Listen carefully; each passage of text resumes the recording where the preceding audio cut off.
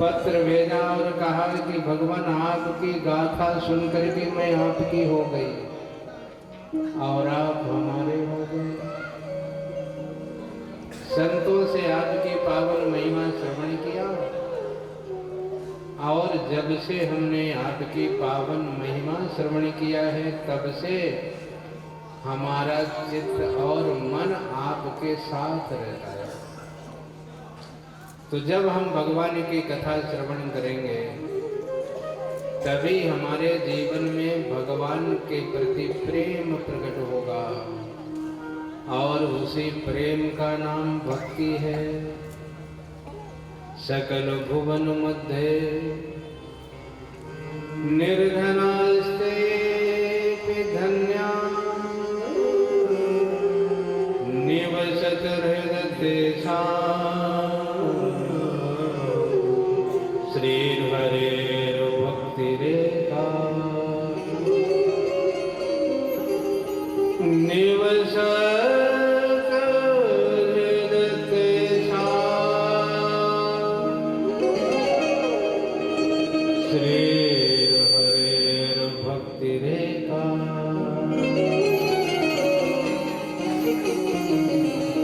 भागवत का उद्घोष है कि सारे संसार में वह निर्धन भी श्रेष्ठ है जिसके अंतःकरण में भगवान की भक्ति महारानी प्रकट होती है। ये भक्ति महारानी करती क्या है? हरिरपि सर्वथा तो विहाय प्रविशद हृदयेषा भक्ति सूत्रोपनद्धः।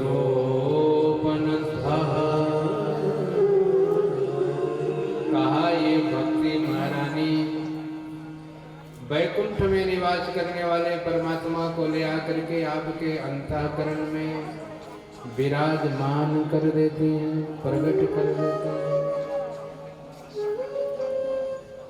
तो ये जो भगवान की पावन गाथा है इसमें भगवान के भक्तों की गाथा है और भगवान की पावन लीलाओं का की गाथा है और इसी का नाम भागवत है। इसी का नाम भागवत है। भगवान और शास्त्र कहते हैं कि बस प्रेम से सुनो। जल पी लेने मात्र से आपके जीवन में जो प्यास होती है मिट जाती है और भगवान का पावन नाम आपने सुन लिया, उच्चारण कर लिया, भगवान की पावन कथा श्रवण कर लिया तो आपके जीवन के जो आधी व्याधि वो समाप्त हो जाएगी। भगवान का सानिध्य आपको प्राप्त होगा और इसी के लिए श्री नैमिष तीर्थ में 88,000 जो ऋषि बैठे हैं उन 88,000 ऋषियों का प्रतिनिधित्व करते हुए श्री शौनक जी ने श्री सूत जी को प्रणाम करके निवेदन किया कि भगवान सूताख्या ही कथा मम कर्ण रसाय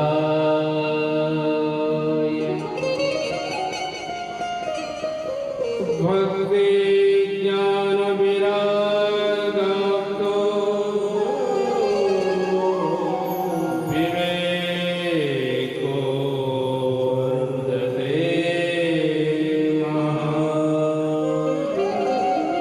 माया मोह निरासस्य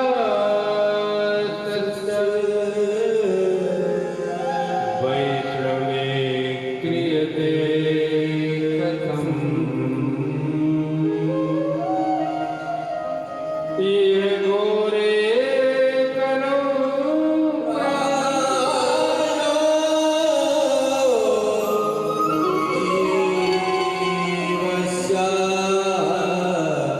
सुरतां क्लेशा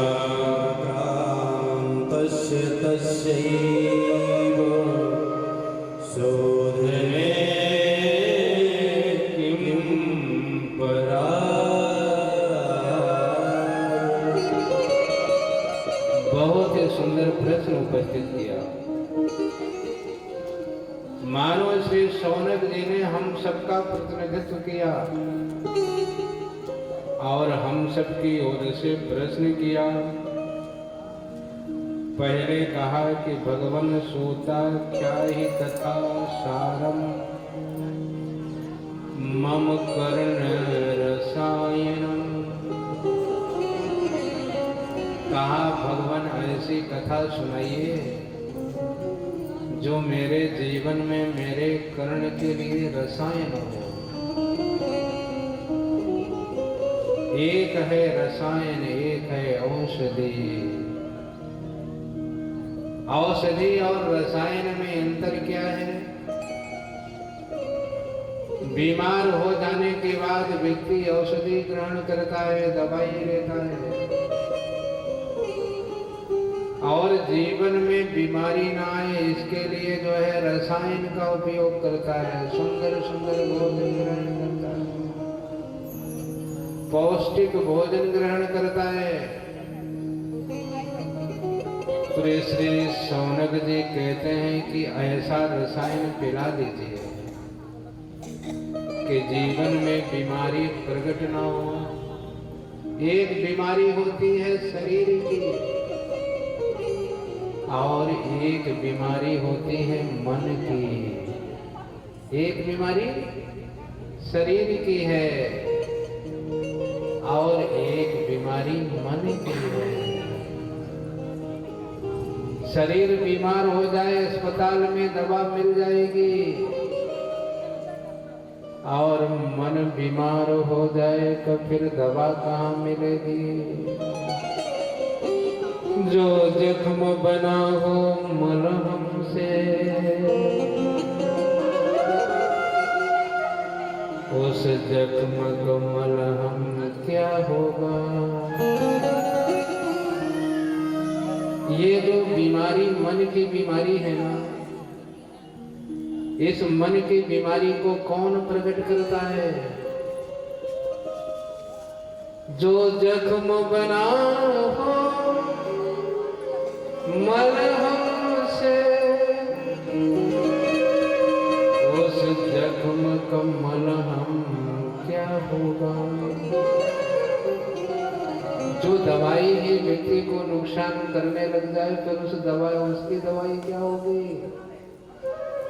मन का जो जख्म है वो कोई व्यक्ति नहीं प्रकट करता, ये तो हम ही प्रकट करते हैं। मन की बीमारी, मानसिक रोग की जो व्याख्या रामचरितमानस में की गई, उसमें सबसे पहले कहा गया अहंकार यति दुखद डमरुआ। अहंकार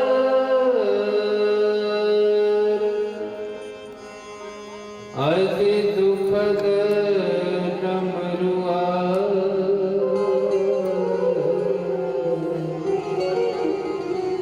ये जो अभिमान है व्यक्ति के जीवन में जो प्रकट हो जाता है ना, ये अभिमान अपने से अपनों को दूर कर देता है। अहंकारी व्यक्ति कभी किसी की सत्ता को स्वीकार नहीं करता। वो सोचता है कि सिर्फ मेरे कारण ये हो रहा है, मेरे कारण हो रहा है, यदि हम नहीं होते तो ऐसा नहीं होता। भगवान गीता में कहते हैं अहंकार विमूढ़ात्मा कर्ताहमिति मन्यते। भगवान कहते हैं कि अहंकारी कौन अपने को मानता है? अहंकार क्या है? कहा अहंकार कुछ नहीं है, कहा विमूढ़ आत्मा, व्यक्ति की मूर्खता ही अहंकार का परिचायक है। हम किस चीज का अहंकार करेंगे? किस चीज का अहंकार करते हैं? चित जल पावक गगन समीरा पंच रचित यह अधम शरीरा। और इसमें एक की कमी हो जाए, बताओ हम कह पाएंगे कि मेरा शरीर है? छित जल पावक गगन से। हम कहते हैं मेरा मेरा मेरा, पर मेरा क्या है? जो कुछ है सब परमात्मा का है। अपने पूर्वजों ने प्रकट किया, ये जो जीवन में मिला है ना, आपने पैदा किया इस शरीर को, किसने? पूर्वजों की कृपा से, माता पिता की कृपा से ये जीवन मिला है। अहंकार अति दुखद डमरुआ, उस अहंकार से बचने के लिए व्यक्ति को सत्संग की जरूरत पड़ती है, भगवान की कथा की जरूरत पड़ती है, अच्छे लोगों के संगत की जरूरत पड़ती है। और यही मन का रसायन है। मन का रसायन क्या है? अच्छे लोगों का संग, अच्छी पुस्तकों का संग, भगवान के नाम का कीर्तन, भगवान के पावन रूप का दर्शन और भगवान की पावन कथा सुनिए और समझिए। रामई गाइए सुमिरिए रामई गाइए सुमिरिए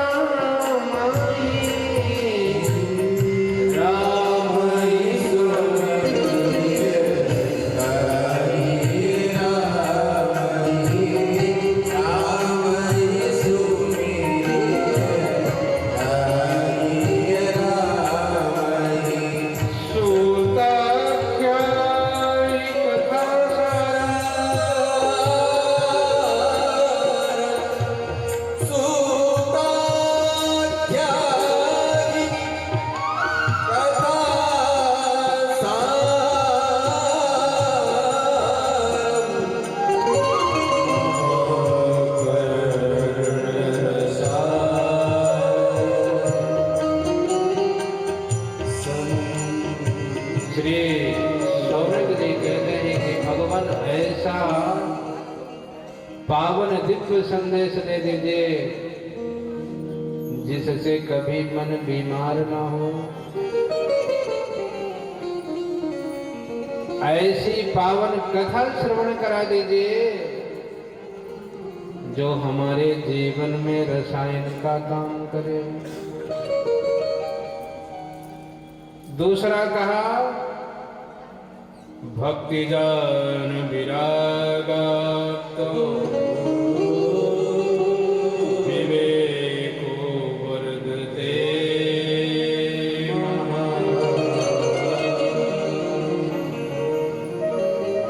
ज्ञान वैराग्य और भक्ति को प्रकट कराने वाली जो भगवान की पावन कथा है उसको श्रवण करा दीजिए। और आगे जो है श्री शौनक जी ने पूछा कि कली के प्रभाव के कारण से मानव जीवन में तामस अधिक रजो गुण थोड़ा कली प्रभाव विरोध समूह तामस अधिक रजो गुण थोड़ा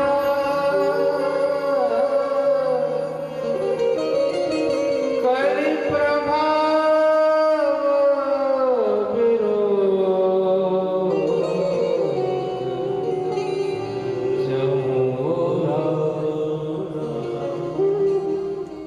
कली के प्रभाव से तामसी हो गया। खान पान रहन सहन और जिसका प्रभाव जीवन में क्या प्रकट हो रहा है, कल प्रभाव विरोध क्यों हो रहा, अपना ही अपना नहीं है, अपना ही अपने से दूर है। कहा ये कली का जो प्रभाव है व्यक्ति के जीवन में ना प्रकट हो, इस प्रभाव से व्यक्ति बचा रहे, इसके लिए कोई साधन बता दीजिए। भगवान के भक्त जो होते हैं माया मोह के चक्कर से बचते रहते हैं, और जो भगवान के भक्त माया मोह से बचते रहते हैं उनके लिए क्या करना चाहिए? जो बचे रहें, आनंद में रहें।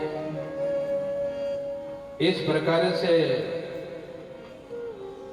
व्यक्ति के जीवन में जो अनेक प्रकार के विविध क्लेश प्रकट हैं, इन क्लेशों से छुटकारा कैसे मिलेगा? इन क्लेशों से बचने के लिए व्यक्ति कौन सा उपाय करे, क्या करे, जिससे वो अपने जीवन में आए हुए कष्टों से बच करके निकल जाए। श्रेयसां यद् भवेत् श्रेया पावनानां सुखा।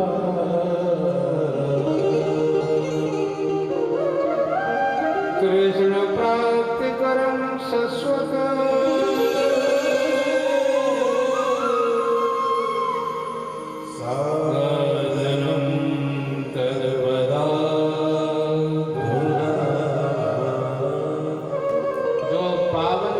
पावन करे,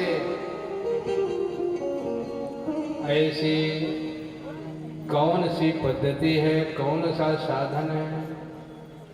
भगवान से मिलाने वाला कौन सा साधन है? इन सभी साधनों का निरूपण करिए। और हम सबको संसार की कथाएं सुनते रहते हैं, उनसे अलग हट करके भगवान की जो पावन कथा है उसको श्रवण करा दीजिए। सुंदर प्रश्न किया और श्री सूत जी से निवेदन किया कि भगवान, यदि व्यक्ति को मणि मिल जाए, कल्प वृक्ष मिल जाए, तो व्यक्ति कल्प वृक्ष के नीचे बैठ करके जो कामना करेगा प्राप्त कर लेगा। मणि व्यक्ति के जीवन में मिल जाए तो जो कामना करेगा वो प्राप्त कर लेगा, परंतु मणि की सामर्थ्य नहीं है कि भगवान से मिला दे। कल्प वृक्ष में ये सामर्थ्य नहीं है कि भगवान से मिला दे, परंतु एक जो सद्गुरु होते हैं, जो गुरु होते हैं, उनमें अनंत जो है संभावनाएं रहती हैं, वो भगवान से मिला सकते हैं। बोलिए भक्तवत्सल भगवान की।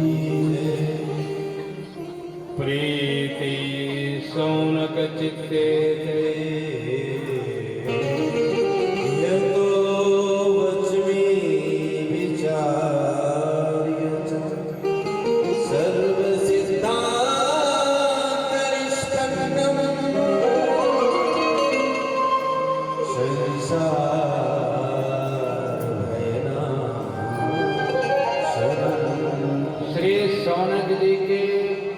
प्रश्न पूछे जाने पर श्री सूत जी ने धन्यवाद दिया सौनक जी को, और श्री सूत जी ने कहा कि सर्व सिद्धांत निष्पन्नम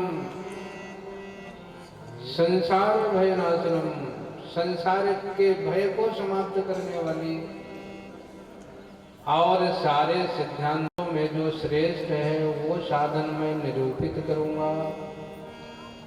भगवान को मिलाने वाली, भगवान को प्राप्त कराने वाली जो भगवान की पावन गाथा है उसको मैं श्रवण कराऊंगा।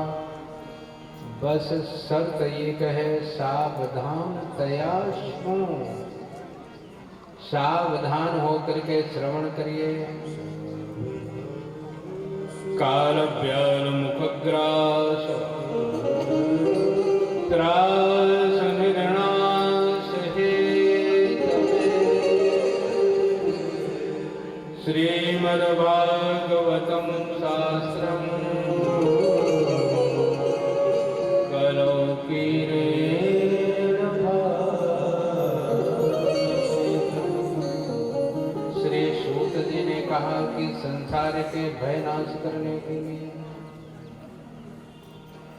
श्री मद्भागवतम शास्त्रम कलौ कीरेण भासितम, ये भागवत भगवान का प्राकट्य हुआ है। बोलिए भागवत भगवान की जय।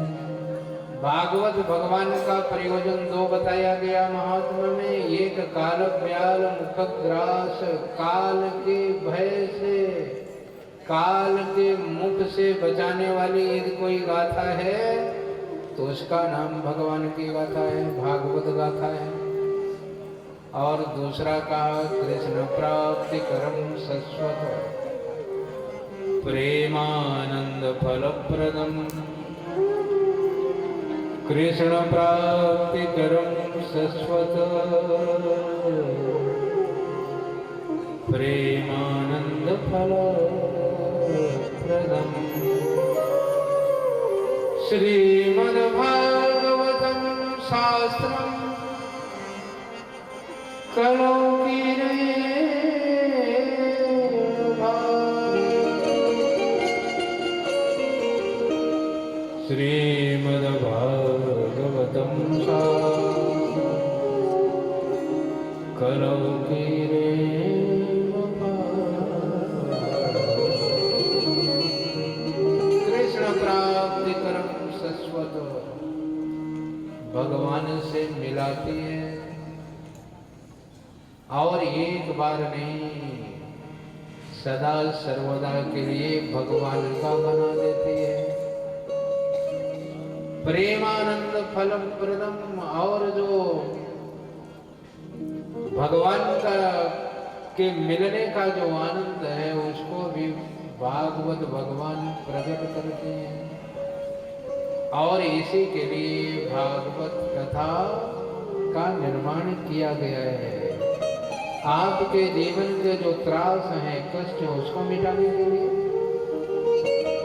संसार का जो भय है उसको समाप्त करने के लिए, आपके जीवन में सत्कर्म प्रकट हो इसके लिए, आपके जीवन में भगवान की भक्ति प्रकट हो इसके लिए, और आप सदा सर्वदा ये अनुभव करें कि हम भगवान के हैं, भगवान हमारे हैं। श्रीमद् भागवत में आगे हम जब श्रवण करेंगे, भक्तों की कथाएं श्रवण करेंगे, उन भक्तों की कथाओं में श्री ध्रुव जी की कथा आती है। नारद जी मिले ध्रुव जी को, नारद जी ने बहुत सुंदर उपदेश दिया, आगे चल के हम सुनाएंगे। परंतु नारद जी ने जो प्रमुख बात कहा, नारद जी ने ध्रुव से कहा कि बेटे एक बात दृढ़ करके मन में रख ले। ध्रुव ने कहा कि भगवान बताइए। कहा सदा सर्वदा एक बात अपने मन में गांठ बांध ले कि तू भगवान का पुत्र है, अमृतस्य पुत्र। हम सब किसके पुत्र हैं? भगवान के पुत्र। और कहा जब भगवान के पुत्र हैं तो पुत्र सदा पिता के कहाँ बैठता है? गोद में बैठता है। तो सदा सर्वदा इस बात का ध्यान रखना कि बेटे तू भगवान की गोद में बैठा है, और प्रेम भरी चितवन से, प्रेम भरी दृष्टि से सदा सर्वदा भगवान तेरे को देख रहे हैं। ये दृढ़ भाव प्रकट कर दिया, और इसी दृढ़ भाव ये हमारे जीवन में प्रकट हो जाए, इसी के लिए हम भगवान की कथा श्रवण करते हैं। इसी के लिए भगवान का नाम स्मरण करते हैं, पूजा करते हैं, दर्शन करते हैं। और यही दृढ़ भाव जब प्रकट हो जाए, इसी को हम धारणा कहते हैं। धारणा, ध्यान, समाधि। तो ये दृढ़ धारणा हमारे मन में होना चाहिए कि हम भगवान के साथ हैं, एक क्षण के लिए भी भगवान हमसे दूर नहीं है। हरि व्यापक सर्वत्र समान, हरि व्यापक सर्वत्र समान, हेमंत प्रगट होय नहीं होना, हेमंत प्रगट होय मैं जाना, हरि व्यापक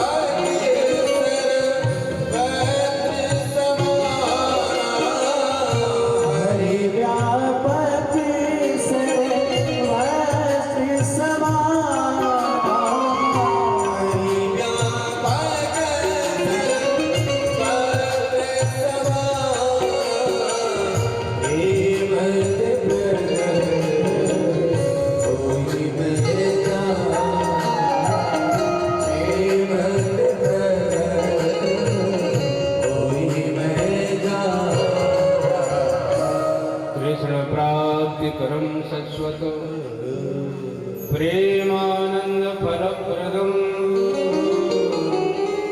श्रीमद्भागवतम शास्त्रम कलौ कीरे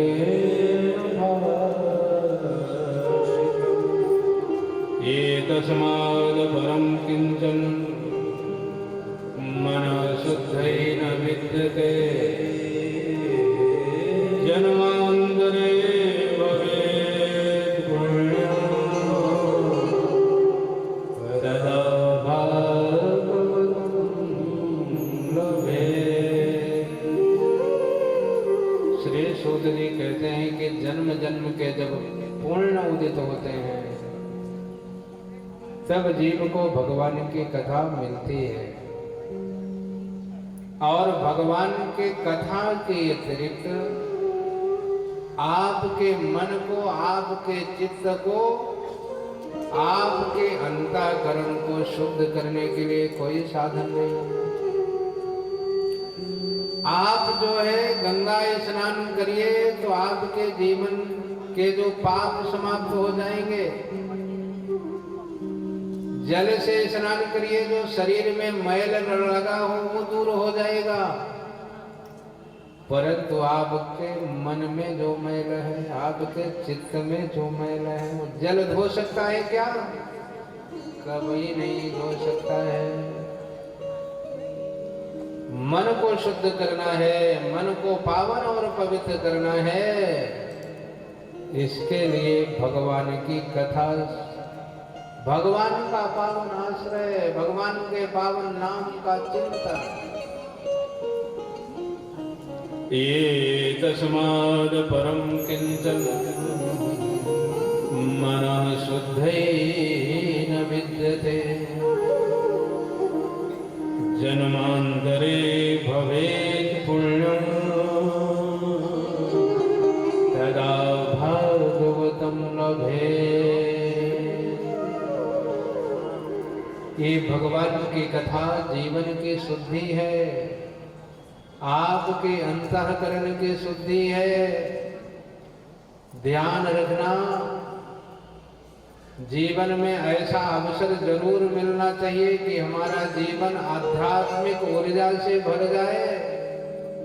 आध्यात्मिक ऊर्जा से हमारा जीवन चार्ज हो जाए। आपके हाथ में सेल फोन है, मोबाइल है, उसको आधे घंटे 10 मिनट चार्ज करते हो। 10 मिनट चार्ज करने के बाद पूरे दिन बात करते हो, कोई दिक्कत नहीं होती है। जीवन भी निर्बाध रूप से चले, इसके लिए आप जो है जीवन में ऐसा समय निकालिए कि आप अपने जीवन को आध्यात्मिक ऊर्जा से चार्ज करिए और फिर आनंद के साथ रहिए। आनंद ही आनंद बरस रहा बलिहारी ऐसे सद्गुरु की। आनंद ही आनंद बरस रहा बलिहारी ऐसे सद्गुरु की। आनंद ही आनंद बरस रहा बलिहारी ऐसे सद्गुरु की। आनंद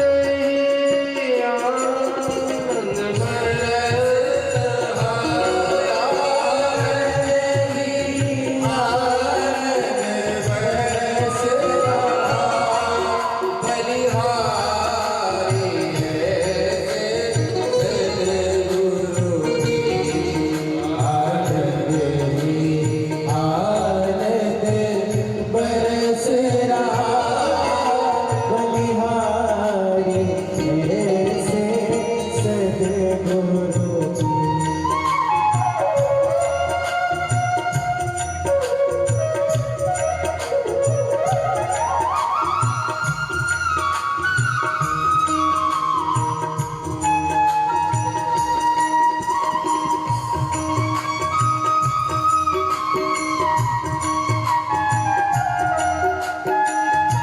सद्गुरु की। आनंद ही आनंद बरस रहा बलिहारी ऐसे सद्गुरु की।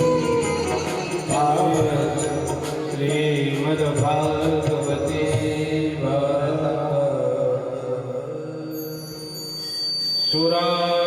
सुराणामपि दुर्लभा।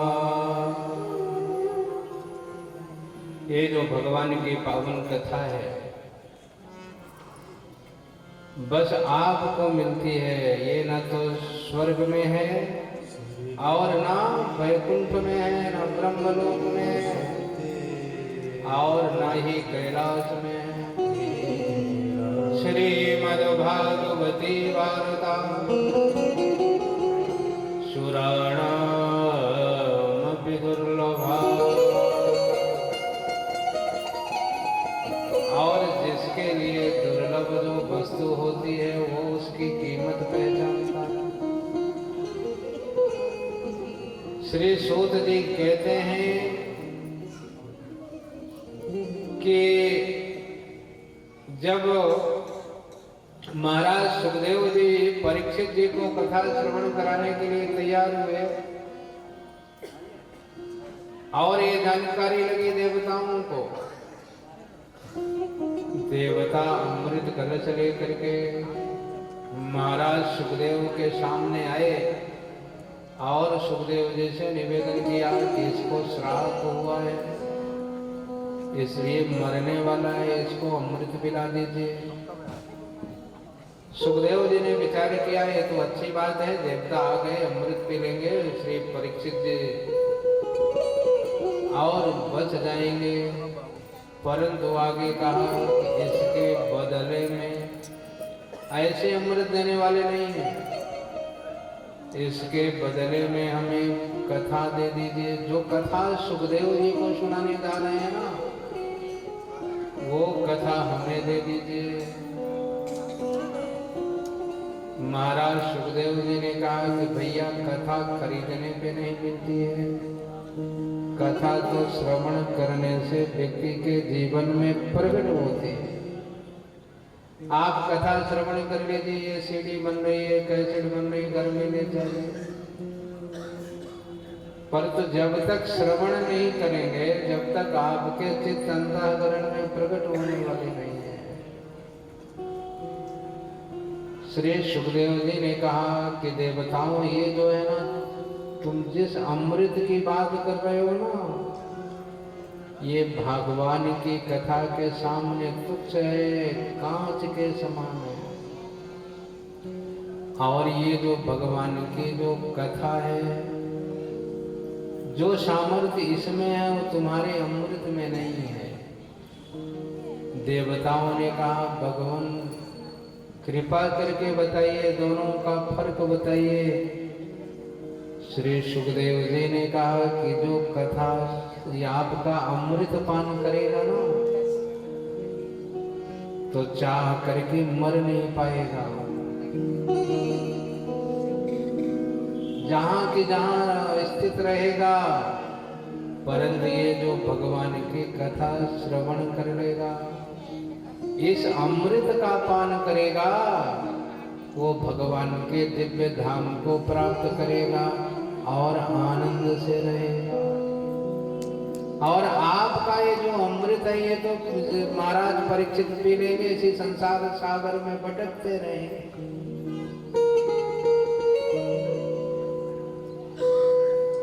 सदियों से चलता है ये आना जाना, जीने मरने का काम। सदियों से चलता है ये आना जाना, जीने मरने का काम। श्रीमद् भागवत में श्री प्रहलाद जी ने कहा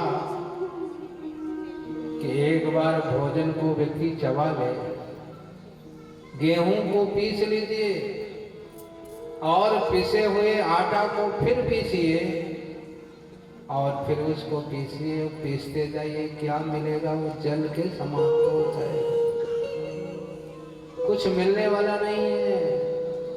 एक बार भोजन को चबाया, फिर उसको चबाइए, फिर चबाइए, जीवन भर चबाते जाइए, क्या स्वाद मिलेगा? एक जैसा ही तो स्वाद मिलेगा। श्री प्रहलाद जी ने कहा कि जन्म जन्म व्यक्ति अनेक योनियों में प्रकट होकर के यही विषय, मोह, वासना, घर, परिवार, संसार, इसी का स्वाद लेता रहता है, पीसे को पीसता रहता है, फिर क्या सुख मिलता है? श्री सुखदेव जी ने कहा कि ये जो आपका जो अमृत है ना, बस पिष्टे पिष्टता, जो पी लेगा अमर हो जाएगा, पर सुखी नहीं होगा। परंतु ये जो भगवान की कथा है, तस्मिन् सद्गुण उनसे यशस्तीर्थ बरो यशः, तस्मिन् सद्गुण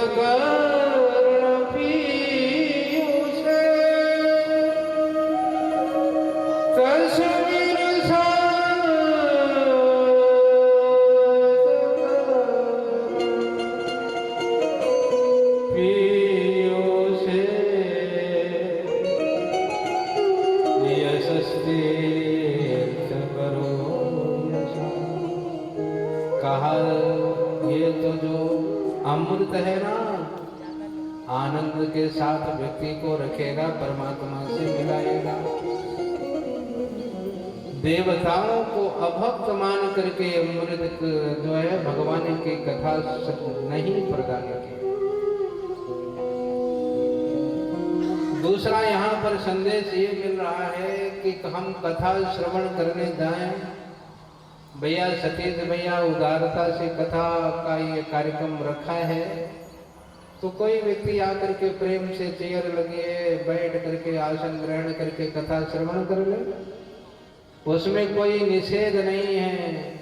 जैसी कथा ये यजमान सुना, ऐसे आप भी बैठ के सुन ले। परंतु ये जो अभिमान है, व्यक्ति को बैठने नहीं देता, सुनने नहीं देता, हमें बुलाया ही नहीं, हमें बुलाया नहीं, हम कैसे जाएं? इच्छा तो बहुत थी जाने की, पर बुलाओ नहीं तो कैसे जाएंगे? आप बस मन मार के बैठे रहिए, कथा करने वाली नहीं। ये देवता है भाई। सुखदेव जी महाराज परीक्षित को कथा श्रवण करा रहे थे, वहां के बैठ के सुन लेते। हनुमान जी तो आकर के बैठ के सुन लेते हैं, वो आसन की भी दरकार नहीं, अपना आसन खुद पैदा कर लेते हैं।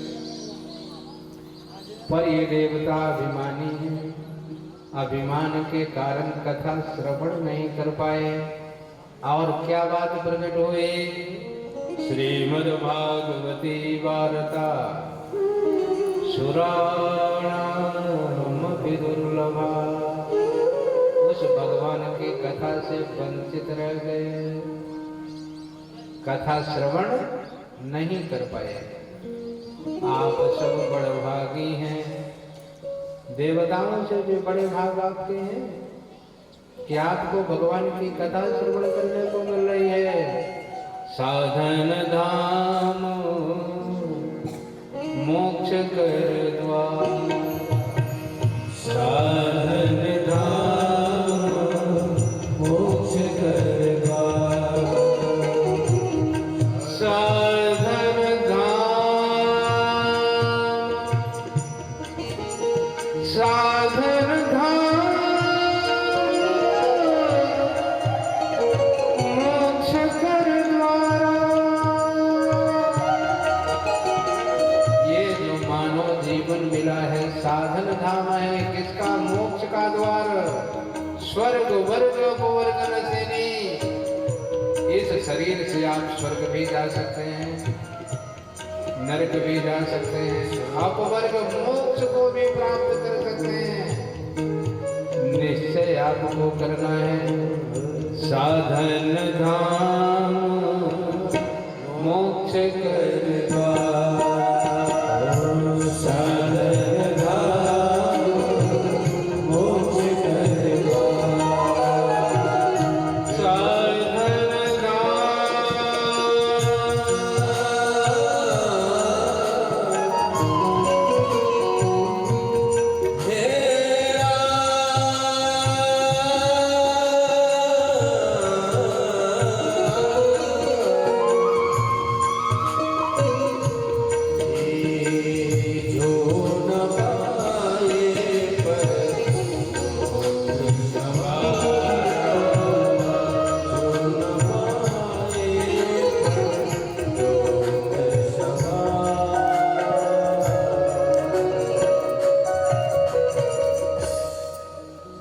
श्रीमद्भागवती वार्ता सुराणामपि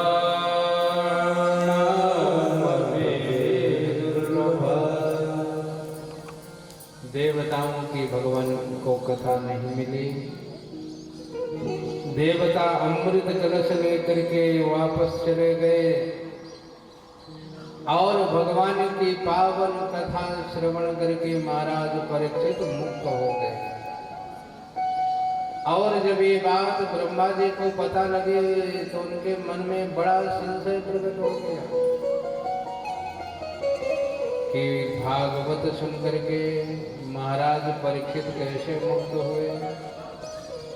तो उन्होंने परीक्षण किया है, सारे शास्त्रों को एक तरफ रखा, भागवत जी को एक तरफ रखा और फिर तुलना किया। तुलना करने के बाद ये निश्चित किया, मैं निरे भगवद्रूपम शास्त्रम भागवतम करो। कलयुग में एकमात्र साधन है जीवन मुक्ति के लिए और उसका नाम है भगवान की कथा। पठना श्रवणा सदो वैकुंठ फलप्रदायकम् सप्ताहेन सुदं चैत सर्वथा मुक्तिदायकम् शनकाद्वैः पुराणम्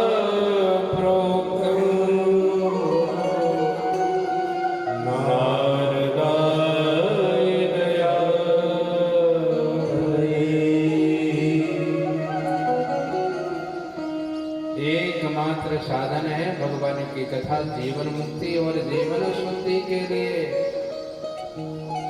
जब समय मिले, जितना समय मिले, अपने जीवन शुद्धि और जीवन मुक्ति के लिए हर व्यक्ति को प्रयास और प्रयत्न करते रहना चाहिए।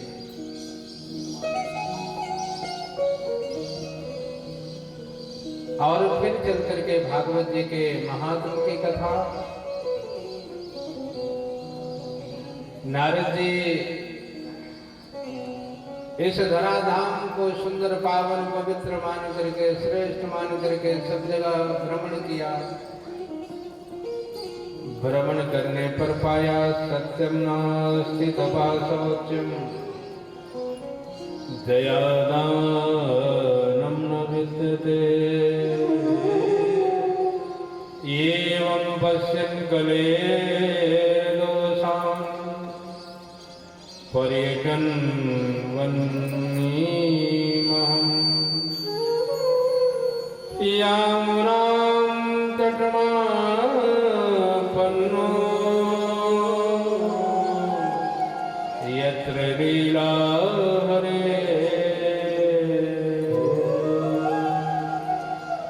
सब जगह भ्रमण किया। भ्रमण करते करते सभी तीर्थों में गए, सब जगह गए और उन्होंने देखा सत्यम नास्ति तपा शौचम दया दानम न विद्यते। और ये सब इस कारण से है क्योंकि कली दोष के कारण, काल के कारण से। और सब जगह भ्रमण करते करते श्री नारद जी पहुंचे वृंदावन। जिस वृंदावन में भगवान नंदनंदन ने अपने पावन चरणों से, अपने पावन लीलाओं से, अपने पावन स्पर्श से उस ब्रज भूमि को पावन धन्य बनाया। ऐसे वृंदावन में यमुना के पावन तट पर श्री नारद जी गए और वहां पर उन्होंने भक्ति देवी को देखा है और उसके दो पुत्रों को देखा, जान और बैराग। और वो कैसे हैं, कहा जर्जर हो गए हैं। हमारे जीवन में जब हम भक्ति का आश्रय नहीं लेते, भगवान का चिंतन नहीं करते, तो हमारे जीवन में जो है जान और वैराग्य क्या हो जाते हैं, मूर्छित जैसे पड़े रहते हैं। और जैसे आप भगवान की पावन लीलाओं का स्मरण करते हैं, कीर्तन करते हैं, स्मरण करते हैं, फिर वो जागृत हो जाते हैं। नारद जी ने देखा भक्ति देवी को, भक्ति देवी का परिचय हुआ है। भक्ति देवी ने कहा भो भो साधु क्षणम दृष्ट्वा मबे मबे चिंता मबे नाश दर्शनम तव लोकस्य सर्वथा परम। भक्ति देवी ने नारद से कहा कि भगवान रुक जाइए, मेरे जीवन का जो कष्ट है उसको दूर करिए। संतों के दर्शन मात्र से व्यक्ति के जीवन के कष्ट का समापन होता है। नारद जी ने भक्ति देवी का परिचय पूछा, भक्ति देवी ने अपना परिचय दिया। काल के प्रभाव के कारण से भक्ति देवी ने बताया कि जो ये हमारे पुत्र जान और वैराग्य हैं, मूर्छित हैं, कृपा करके इनकी मूर्छा को दूर कर दीजिए। श्री नारद जी ने भक्ति देवी के महिमा का बखान किया है और उस महिमा के बखान को सुन करके भक्ति देवी आनंद से भर गई। श्री नारद जी ने कहा अयम तो युग धर्मो ही वर्तते कस्य दोषम् अतस्तु पुंडरीकाक्षः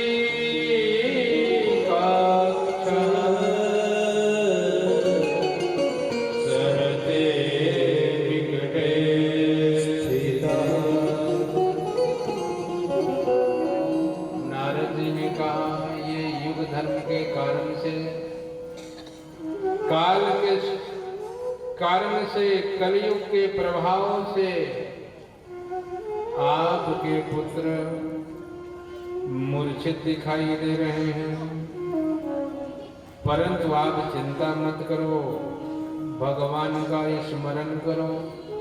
भगवान के स्मरण से ही व्यक्ति के जीवन के सारे कष्टों का समापन होता है। और फिर श्री नारद जी ने कहा कि आपको भगवान ने अपना स्वरूप प्रदान किया और आपकी सेवा के लिए मुक्ति को आपके दासी के रूप में भगवान ने दिया है। और आप तो भगवान के परम प्रेयसी हैं। आप ही व्यक्ति के जीवन में भगवान को प्रकट करते हैं, इसलिए चिंता मत करिए। ये शाम चित्ते वसेत भक्ति सर्वदा प्रेम रूपिणी, नाते पश्यन्ति कीनाशम् स्वप्ने यमनमूर्तया, न प्रेतो न पिशाचो वा राक्षसो वा सुरोऽपि वा, भक्तियुक्त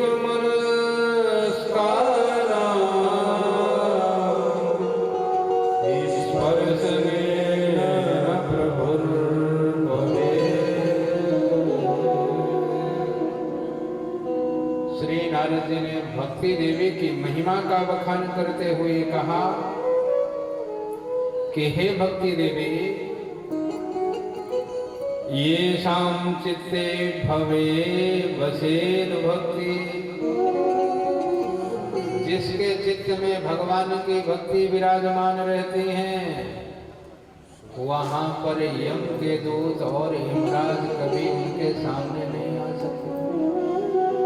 भूत प्रेत पिशाच ये जितने हैं, जिसके अंतःकरण में भगवान की भक्ति विराजमान है, उसे स्पर्श नहीं कर सकते।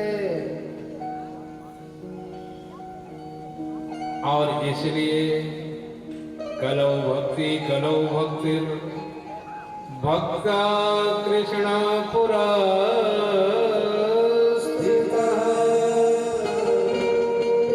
कलौ भक्ति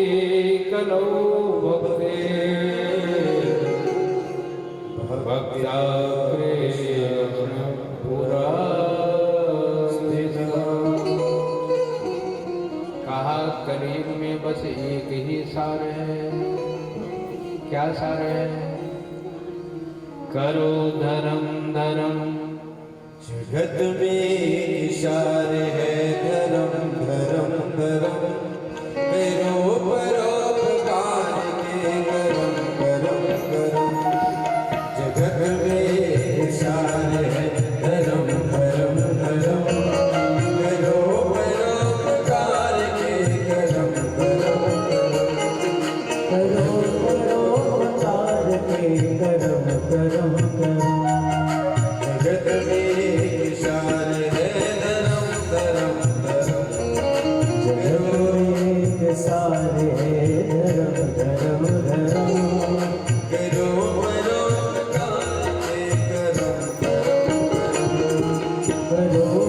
परोपकार के, करो ये मानव देह पाय के हरि नाम ना लिया, मानव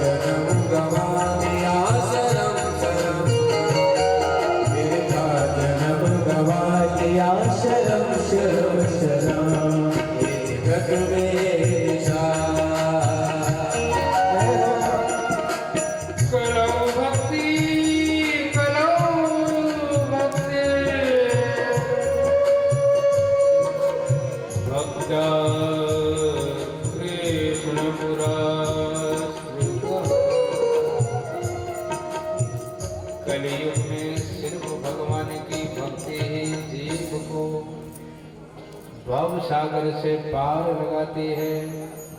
कलयुग केवल नाम धारा, सुमिर सुमिर नर उतरहि पार। नारद जी ने भक्ति देवी के महिमा का बखान किया। नारद जी प्रसन्न हो गई और प्रसन्न होकर के भक्ति देवी ने नारद जी को प्रणाम किया और उनसे निवेदन किया कि कृपा करके आप मेरे जर्जर पुत्रों को फिर पुनर्जीवन दे दीजिए, इनकी मूर्छा दूर करिए। नारद जी ने संकल्प किया कि देवी चिंता मत करो, गेहे गेहे जने जने आपकी स्थापना हर घर में करेंगे, हर मन में करेंगे। गेहे गेहे जने जने। फिर नारद जी ने ज्ञान वैराग्य की मूर्छा दूर करने के लिए गीता का पाठ सुनाया, वेदों की ऋचाओं का जो है गान किया। गीता पाठ सुन करके, वेद की ऋचाओं को सुन करके ज्ञान वैराग्य की थोड़ी क्षण के लिए मूर्छा दूर हुई और फिर अंगड़ाई लेकर के फिर मूर्छित हो गए। हमारे जीवन की भी यही दशा है। थोड़े समय के लिए सत्संग किया, भगवान की कथा श्रवण किया, मन में आनंद प्रकट हुआ, भक्ति का प्रकट हुआ, ज्ञान वैराग्य को जीवन मिला। फिर घर गए, घर के काम में लग गए, फिर बोल गए। नारद जी को बड़ी चिंता हुई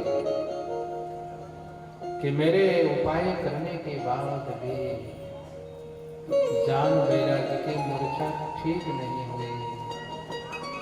श्री सूत जी कहते हैं, चिंतयन्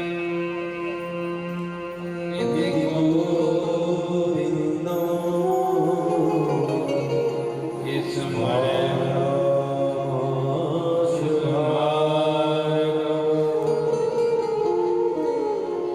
और यहाँ पर ये संदेश है कि जब हमारी सामर्थ्य समाप्त हो जाए तो फिर किसका आश्रय लेना चाहिए? भगवान का आश्रय लेना चाहिए। नारद जी ने प्रयास किया, प्रयत्न किए, ज्ञान वैराग्य की मूर्छा ठीक नहीं हो पाई। तो फिर नारद जी ने गोविंद भगवान का स्मरण किया। हे गोपाल राधा कृष्ण गोविंद गोविंद, गोपाल राधा कृष्ण गोविंद गोविंद, हे गोपाल राधा कृष्ण गोविंद गोविंद, हे गोपाल राधा कृष्ण गोविंद गोविंद, हे गोपाल गोविंद गोविंद, हे गोपाल राधा कृष्ण गोविंद गोविंद, कृष्ण गोविंद गोविंद, कृष्ण गोविंद गोविंद,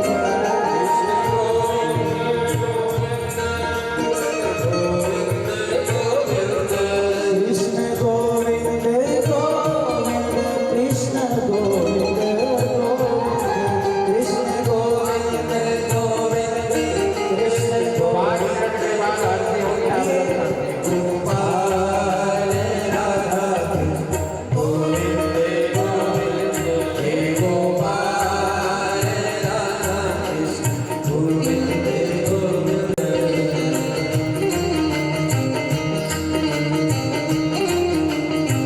बोलिए श्री रामायण मैदान की।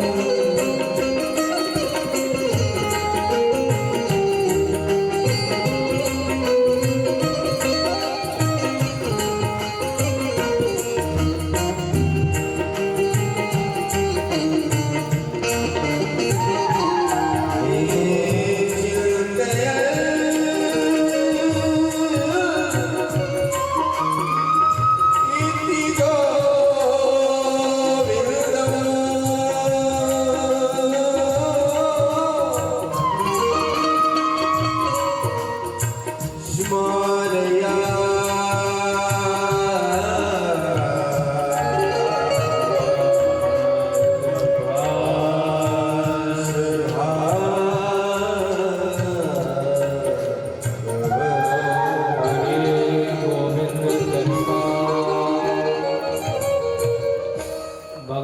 के पावन नाम का आश्रय लिया। फल क्या हुआ? व्योमवाणी तदैवान,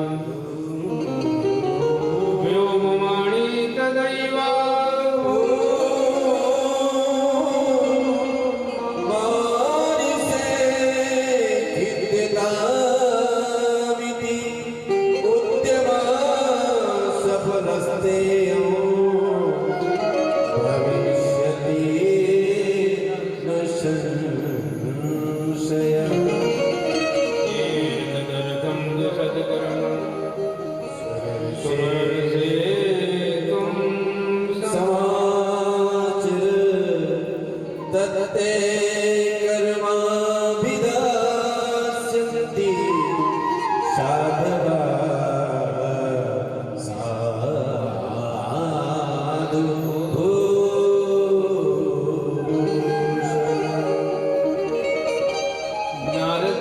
भगवान के पावन नाम का आश्रय लिया। व्योमवाणी के माध्यम से भगवान ने संदेश दिया, आपका जो पुरुषार्थ है सफल होगा। आप सत्कर्म करिए और वो सत्कर्म की शिक्षा आपको संत प्रदान करेंगे। संदेश मिल गया। नारद जी सत्कर्म की खोज पर चल पड़े। ज्ञान वैराग्य को वहीं छोड़ा, सत्कर्म की खोज पर निकल पड़े। सब जगह खोजा, कहीं नहीं पाया। फिर गए हिमालय में बद्रिका आश्रम में गए, जहाँ नर नारायण तपस्या करते हैं, और वहीं पर सनकादिक ऋषियों से भेंट हुई। सनकादिक ऋषियों ने नारद जी से प्रश्न किया कि नारद जी, आपके मन में प्रसन्नता प्रकट नहीं है, मन में खिन्नता दिखाई दे रही है। खिन्नता का कारण क्या है? नारद जी ने सारी कथा सुना दिया और सनकादिक ऋषियों से निवेदन किया कि भगवान बताइए सत्कर्म क्या है, कौन सा सत्कर्म व्यक्ति करे, कौन सा सत्कर्म हम करें कि हमारे जीवन में मूर्छित सोए हुए जो ज्ञान वैराग्य हैं फिर चेतन हो जाए और हम आनंद के साथ भगवान के पावन नाम रूप लीला का आश्रय प्राप्त करने लगे। सनकादिक ऋषियों ने कहा कि नारद जी, सत्कर्म सोच को नूनम ज्ञान यज्ञास्मृतो बुद्धि श्रीमद्भागवतालापा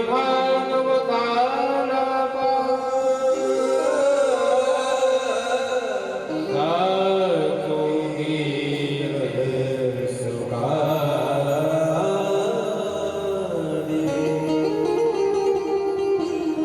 कहा ज्ञान यज्ञ करिए, दक्षिणा ज्ञान संदेशा। उद्धव जी ने भगवान से पूछा कि भगवान कौन सी दक्षिणा से प्रसन्न होते हैं, कौन से यज्ञ से प्रसन्न होते हैं, कौन सी दक्षिणा से? भगवान द्वारिकाधीश ने कहा दक्षिणा ज्ञान संदेशा। कहा ज्ञान का संदेश, भगवान की पावन कथा का आयोजन ही भगवान की श्रेष्ठ दक्षिणा है। सनकादिक ऋषियों ने कहा सत्कर्म सूचको नूनम ज्ञान यज्ञास्मृतो बुद्धि। और यही हमारे जीवन के श्रेष्ठ सत्कर्म है कि हम भगवान की कथा श्रवण करें और अपने जीवन में भगवान को प्राप्त करें, आत्मसात करें।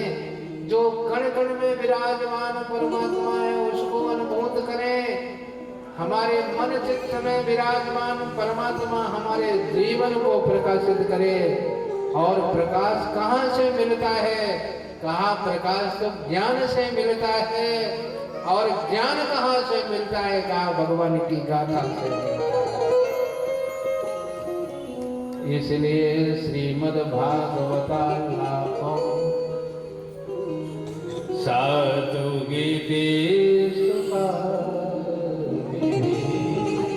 कहा भगवान की कथा सुना दीजिए, उनकी जान वैराग्य की मूर्छा दूर हो जाएगी।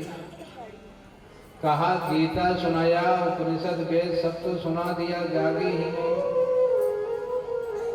अरे कहा कि भैया वृक्ष को किसी को पकड़ा दो, आम के पत्ते टहनियों को पकड़ा दो, मूल को पकड़ा दो, फिर कहो आम का स्वाद बताओ, तो कैसे बताइए? ये जो वेद उपनिषद गीता है सब मूल है, वेद मूल है, उपनिषद गीता ये शाखाएं हैं, और भागवत उसका फूल और फल है। आनंद स्वाद कहाँ से मिलेगा? जब फल मिलेगा। पेड़ मिल जाए, टहनियां मिल जाए, शाखाएं सब मिल जाए, स्वाद मिलने वाला नहीं है। कहा आपने तो पेड़ पकड़ाया है, फल पकड़ाइए, फल पकड़ने से उनका काम बन जाएगा। शनकादिक ऋषियों के उपदेश पर नारद जी ने कहा कि भगवान फिर आप ही सुना दीजिए, कहाँ कथा होना चाहिए। तट आनंद नामकम गंगा द्वार समीपे तटवानंद नामकम पद्मानंद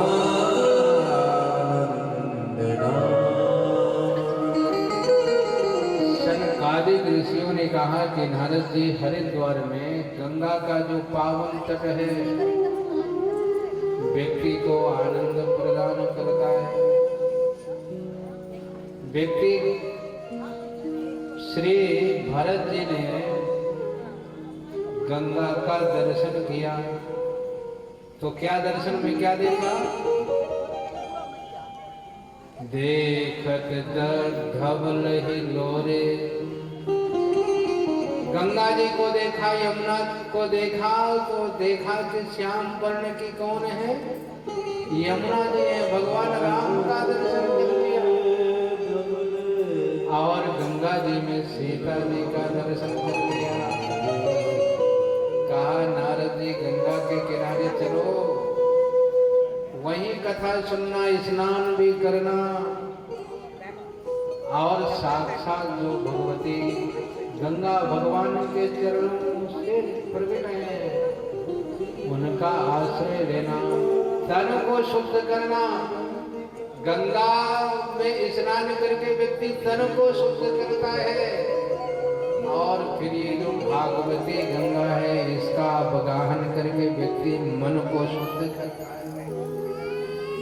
श्री शनकादिक ऋषियों ने कहा कि नारद जी तन को भी शुद्ध करना, मन को शुद्ध करना। गंगा द्वार समीपे तो तद आनंद नामकम, वहां श्रीमद् भागवत कथा का आयोजन निश्चित किया गया। श्री सूत जी कहते हैं भूलोके देवलोके च ब्रह्मलोके तथैव च। आयोजन करके श्री नारद जी ने सब जगह सूचना भिजवाया। कहाँ कहाँ? अब बाबा ने जहाँ जहाँ भिजवाया हो, ब्रह्मलोके, ब्रह्म भूलोक, नाथ रिश्तेदार सब हमारे सतीश भैया के आए हैं, बहनें आई हैं, इनकी सास जी आई हैं, सब भाई बहन सब आए हैं। भूलोक का निमंत्रण, और देवलोक, देवता, स्वर्गलोक, मंदिर में जो है ये लोगों ने स्वर्गलोक बना दिया है, सभी देवताओं को बुला लिया ना। कहाँ बिठा दिया? घर के अंदर बिठा दिया। तो हमारे सतीश भैया ने भी सबको बुलाया है, सबको बिठाया है, सबके लिए चाय पानी का भी इंतजाम किया है, भोजन प्रसादी का भी इंतजाम करेंगे। नारद जी ने सबको सूचना दिया, और सूचना मिलते ही सब आ गए, सारे ऋषि महर्षि आए, सारे तीर्थ आए हैं, सारी पावन पवित्र नदियां मूर्त रूप से आ गई। और फिर कथा जो है प्रारंभ हुई। श्री शनकादिक ऋषियों ने कहा, पहली बात कहा यदते अयस्य श्रवण मात्रेण, यस्य श्रवण मात्रेण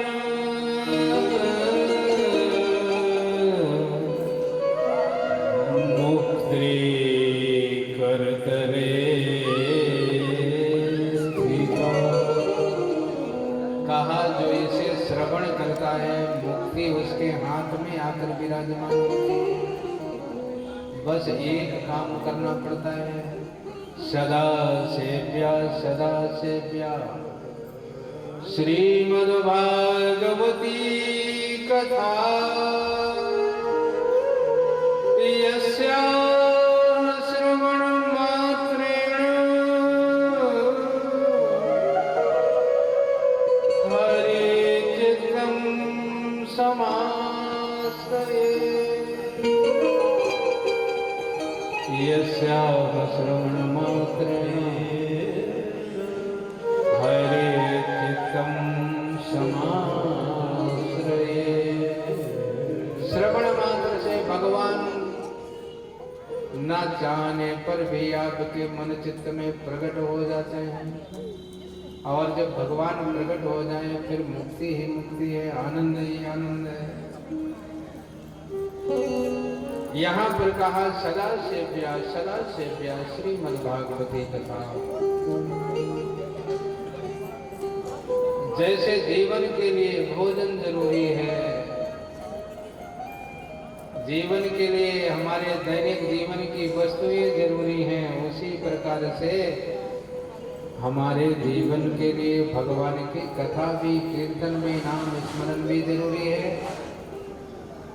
सुंदर महिमा का बखान किया, भक्ति ज्ञान वैराग्य के साथ आ करके सभा में उपस्थित हो गई और बड़ी प्रसन्नता से भगवान के पावन नामों का उच्चारण करते हुए नृत्य करने लगे। सभी सभासदों ने देखा कि कौन सी देवी आकर के बीच में नृत्य कर रही है। भक्ति देवी ने अपना परिचय दिया और फिर जो है भक्ति देवी ने निवेदन किया, मेरे रहने का स्थान बताइए। तब ऋषियों ने कहा, आप सबके मन में अंतःकरण में विराजमान हो जाइए। तो भक्ति देवी सबके मन और अंतःकरण में विराजमान हो गई और जिनके मन में, चित्त में, अंतःकरण में भक्ति देवी विराजमान हो गई, वो सबके सब आनंद से भर गए। भगवान द्वारिकाधीश वैकुंठ पति ने देखा कि सब तो चले गए, कहाँ?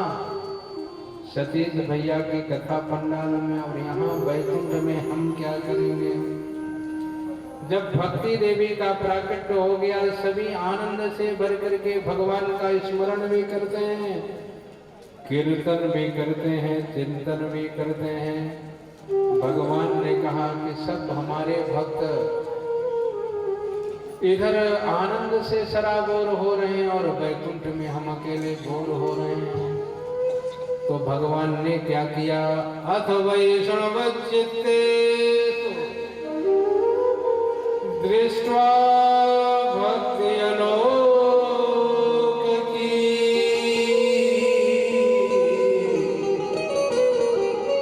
निज लोकम परित्यज्य भगवान भक्तवत्सलः निज लोकम परित्यज्य भगवान भक्तवत्सलः। भगवान अपने वैकुंठ को छोड़ करके कहाँ आ गए? सतीश भैया के पंडाल में। बोलिए भक्तवत्सल भगवान की। जहाँ पर भगवान की कथा होती है, नाम बसामि वैकुंठे। भगवान का संकल्प है नाम बसामि वैकुंठे। योगिनाम हृदये मद्भक्तायन्य गायन्ति तत्र तिष्ठामि नारद। भगवान कहते हैं कि जहाँ हमारे भक्त प्रेम से मेरे नाम का आश्रय लेते हैं, मुझे पुकारते हैं, ये यथा मां प्रपद्यन्ते तांस्तथैव भजाम्यहम्। भगवान कहते हैं जो जिस प्रकार से मेरा स्मरण करता है, मुझे बुलाता है, हम उसी रूप में जिस प्रकार से भजन करता है, उसी प्रकार से मैं उसकी सेवा में प्रकट होता हूँ। परंतु जो ध्यान रखना भगवान का संकल्प है, क्या संकल्प है, संदेश है, ये यथा मां प्रपद्यन्ते, जो जिस भाव से मुझे बुलाता है उसी भाव से प्रकट होता हूँ।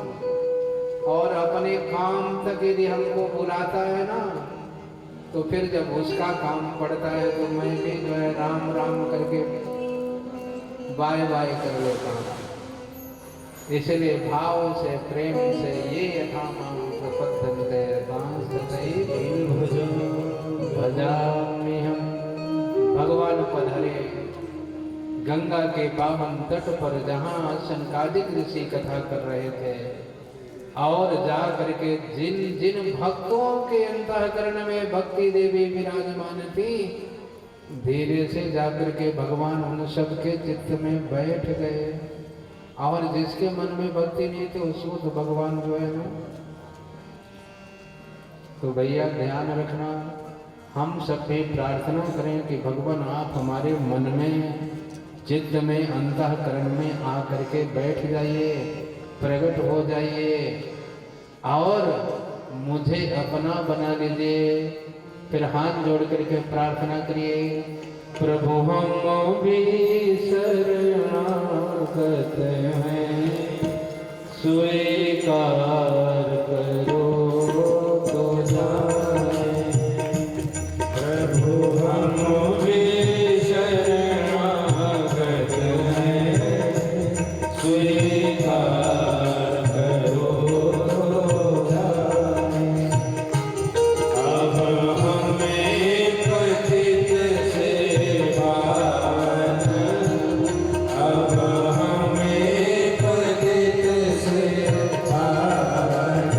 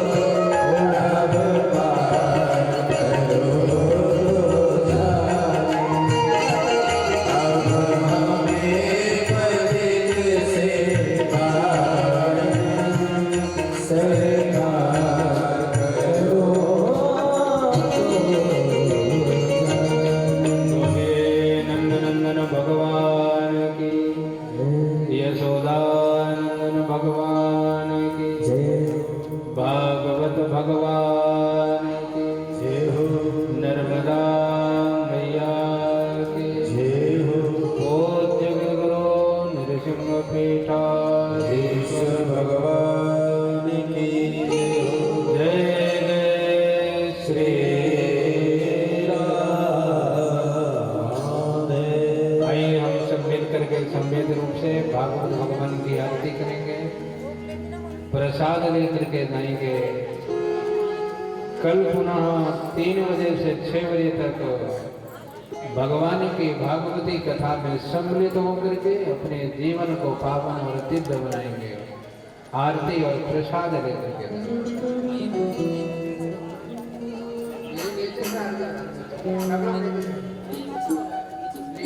अभी आज साफ है नीचे सबके साथ।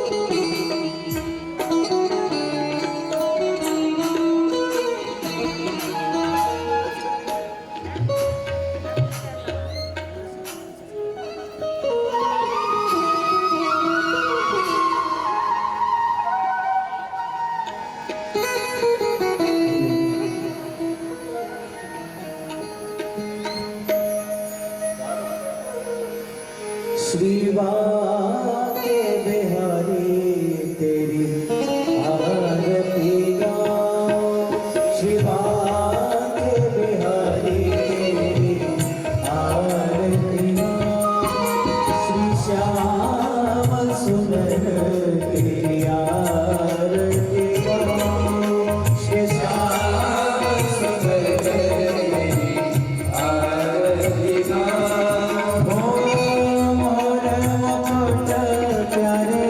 शीश पिसो मांगे और मुकुट प्यारे, शीश पिसो प्यारी बंसी मेरो मन मोहे, प्यारी बंसी मेरो मन मोहे। एक छवि बलिहारी में जाओ, छवि बलिहारी चरणों से निकली है गंगा प्यारी, चरणों से निकली है गंगा प्यारी, चरणों से निकली है गंगा प्यारी, चरणों से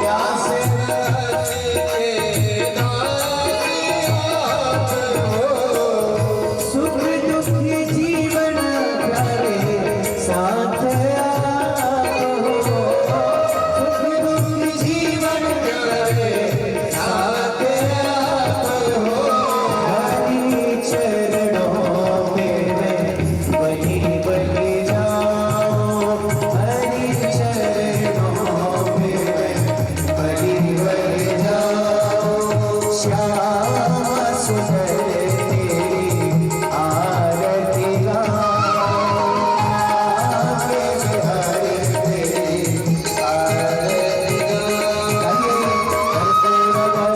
करुणावतार सारे सारम भुजगेन्द्र सदा वसंतम विद्यादेवी भवानी श्रीरम मंत्रालय माला गुरुसारिका कृपालय माला शिवशेखरा दिव्यंबराय श्रीरामराय नमः शिवाय नमः शिवाय त्वमेव माता च पिता त्वमेव त्वमेव वयं च शिवा त्वमेव त्वमेव विद्या त्वमेव त्वमेव सर्वं मम देव गुरुर्ब्रह्मा गुरुर्विष्णु गुरुर्देवो महेश्वरा गुरुर्साक्षात् परब्रह्म तस्मै श्री गुरवे हरे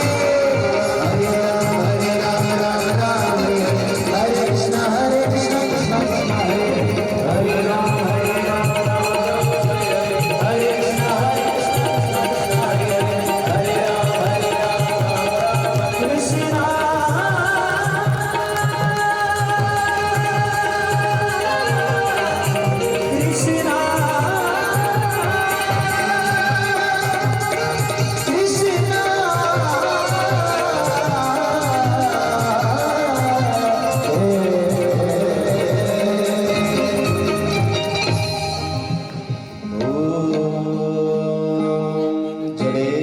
शीतलीकरणम् आराधनम् आत्माभिवन्दनं मन्त्रपुष्पाञ्जलि ह्रियो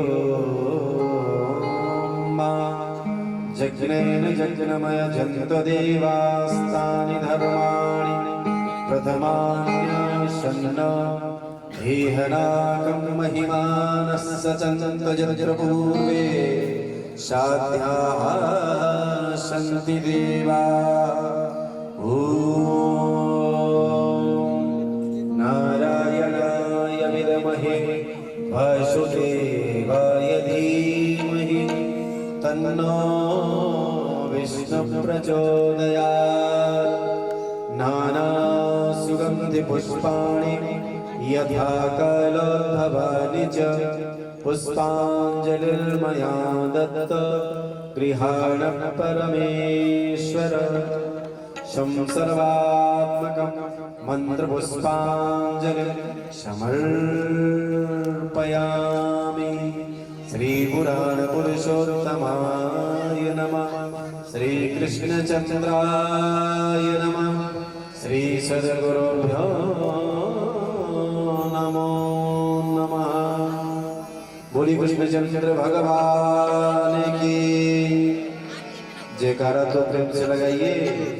बोलिए श्रीमद्भागवत महापुराण के श्री हनुमंतलाल जी महाराज के नर्मदा मैया के गंगा मैया के वीर सिंह पीठाधीश्वर पूज्य सद्गुरुदेव भगवान के समस्त संतों की समस्त भक्तों की जय जय श्री राधे श्याम माधव रमणी हर हर हर। जैसा कि पूज्य श्यामा श्यामा